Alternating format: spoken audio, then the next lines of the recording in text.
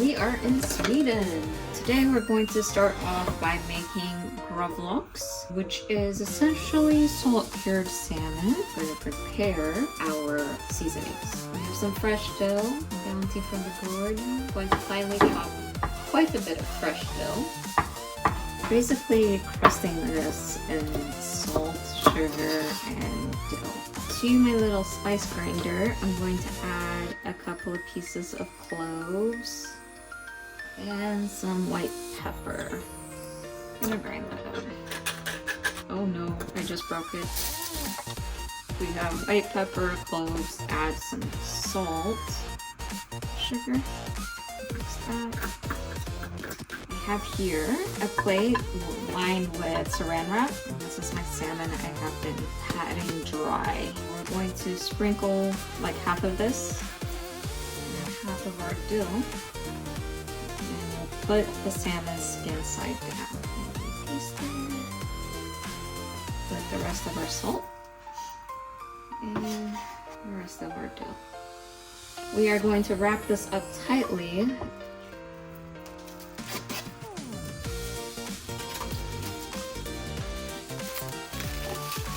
All nice and tightly cling wrap. We're gonna weigh this down, so I'm gonna add all of our plates on top of it.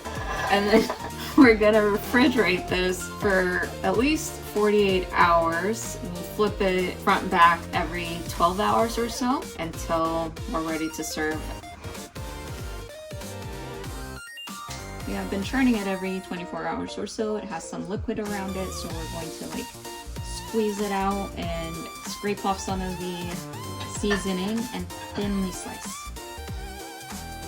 I want to cut it at an angle.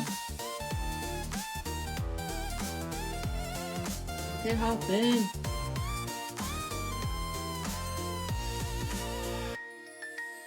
Gravlax is typically served with a mustard and dill sauce. I have some black mustard seeds here.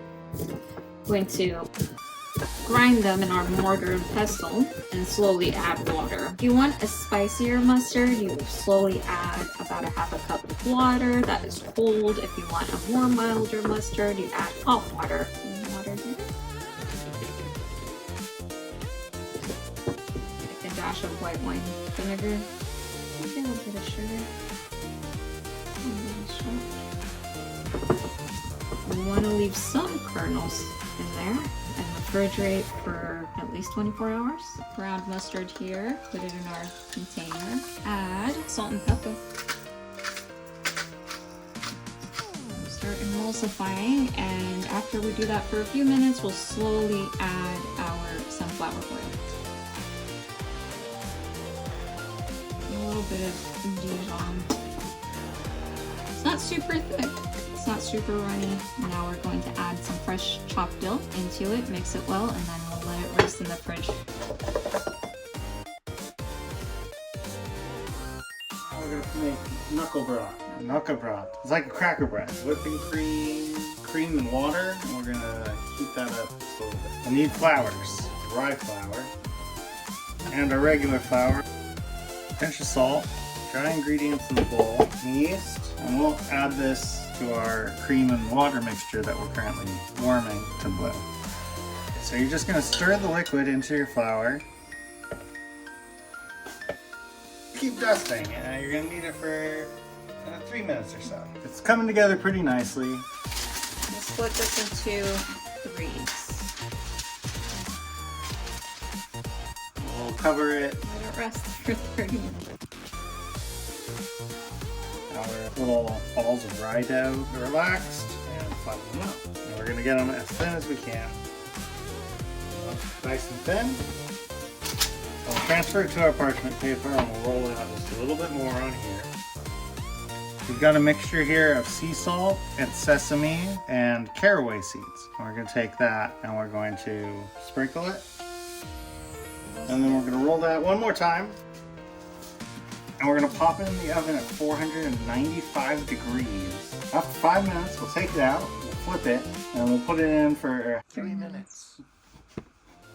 Crisp rye bread. Knuckle broths.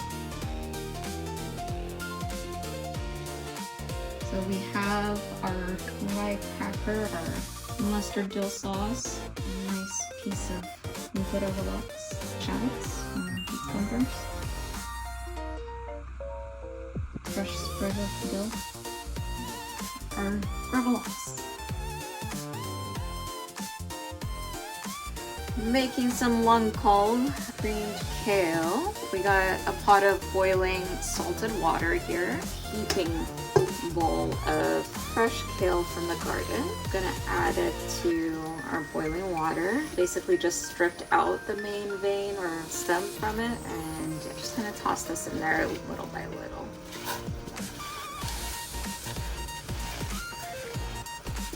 Boil this for 15-20 minutes. Kale finished cooking, drained it and squeezed out much of the water, and now we're just going to do just a rough chop. Okay, our pan is nice and hot, so I'm just gonna melt some butter. Kale goes in. So we'll kind of fry this in the butter for a couple of minutes. Time to maybe introduce some cream. We'll mix that up and let it simmer for 5 minutes. Been about 5 minutes, so now it's time to introduce some seasonings. Add some white pepper, salt, and a bit of nutmeg. Mix that up well and we'll let it go for another 5 minutes and we should be done. That's our creamed kale. We're done. Kale, eat it. It's good for you.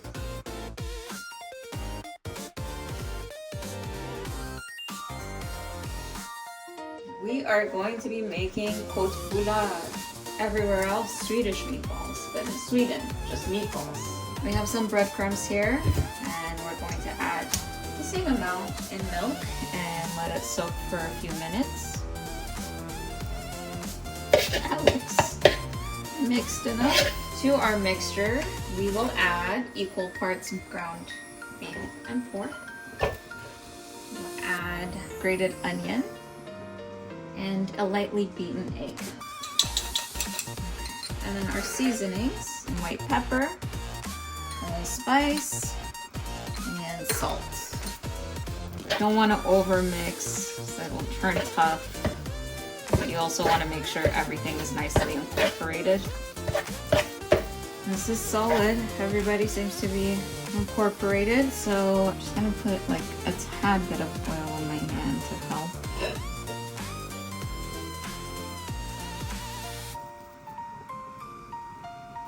Alright, our oil's ready. Just gonna drop these in.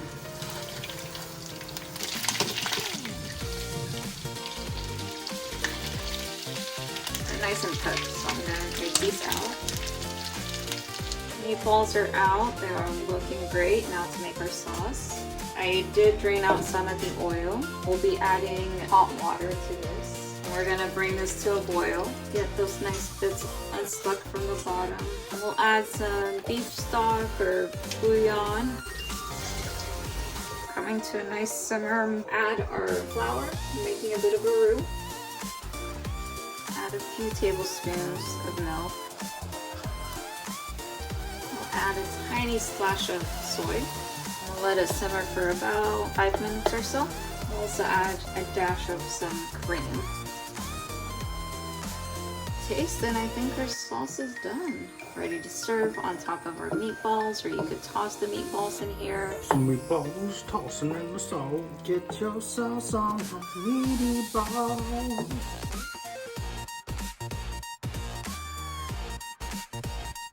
Okay, the next destination is potato dumplings. So I have some potatoes here in water. I'm gonna add some salt. These are water, and we'll let them boil until they're done. While the potatoes boil, we'll work on the filling, which is a simple onion and salted pork or pancetta filling. So I'll start dicing up some onions. Next item is our salted pork, so just a dice on this one.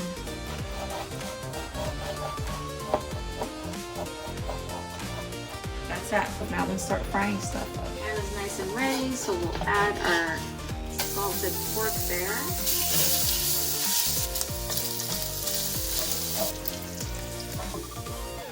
took out some of the oil because it was just the same. So we'll add our onions now. We'll cook until the onions get soft. Add our seasoning. Onions are starting to soften up. Freshly ground white pepper. Freshly ground allspice. Tad bit of salt. You cook it another minute or so and set it aside to cool down so we could stuff our dumplings with it. That's done. Potatoes have cooked. So we're gonna drain the water and let them dry out. Next step of the potato dumpling is shredding or mashing these or ricing them. Potatoes are nice and cooked. They've dried out nicely, so we'll put them in this. Potatoes have been mashed. To the potatoes, we'll add 2 eggs, a little bit of salt, starch. In our case, cornstarch. You can use potato starch, and traditionally I believe it's wheat flour. And then we'll mix until it comes together. Not as a sticky dough, but not like super firm like a bread dough. It's coming together.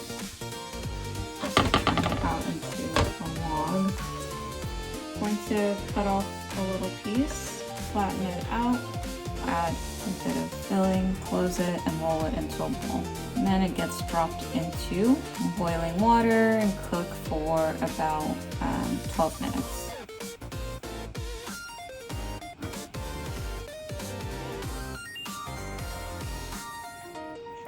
Close. And we'll do this until we're done.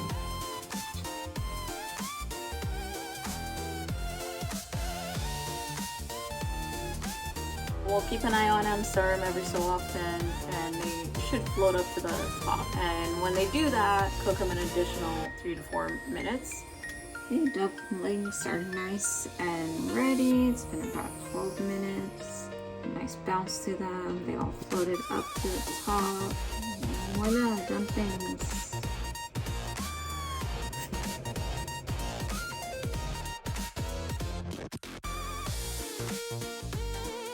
So first plate of Sweden, we have köttbullar, meatballs, lundkobb, creamed kale, and our kroppkakor, potato dumplings, and also a little bit of lingonberry jam to go with everything. Hey, there's so much love on this plate. We're making cinnamon buns, otherwise known as cardamom, kanosnaka, or kanonuta, or kanosnurpur, or kanonistan, depending on the shape. First things first, let's bloom some yeast. We've added our yeast to our warm milk. We're gonna mix the yeast, and we're gonna weigh out our flour. And we're just gonna toss that into the bowl of our stand mixer. We've got sugar and cardamom that we're gonna toss into the bowl of the stand mixer, and freshly ground. And we're going to need a pinch of salt. Then we are going to add our milk and yeast combo, which bloomed. We're going to put in some egg. So we'll start mixing this. And now we're going to slowly add our butter.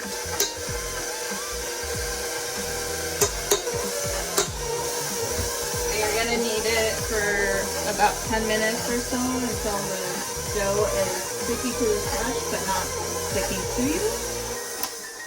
So we're going to grab a bowl and we're going to let it rest in that bowl for about an hour until it doubles in size. While our cinnamon bun dough rises, we're just going to go ahead and prepare the filling. A little bit of flour, a little bit of vanilla, some brown sugar, a bit of white sugar as well. Freshly ground cinnamon. Then we'll need butter.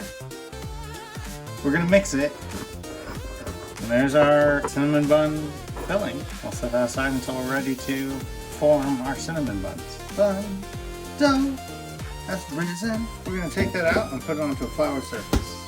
Then we're going to roll it out into a big rectangle. We're going to go ahead and just slather on our filling. Sugar, butter, cinnamon slathered onto our nice light airy dough. And fold this in half. We're going to give it another roll. Not too much, don't squeeze your filling out. You're going to cut strips of it 3 centimeters long. I'm just going to start wrapping it in a little bow, twisting it twisting it up. And you want to put these on parchment. We're going to take these, and we're going to cover them and set them aside for an hour until they double in size. Cinnamon rolls. We're going to take our egg wash and we're going to wash them. We're going to pop them into a preheated oven, and after 10 minutes in the oven at 450 degrees, we take our cinnamon buns out. Those look really nice.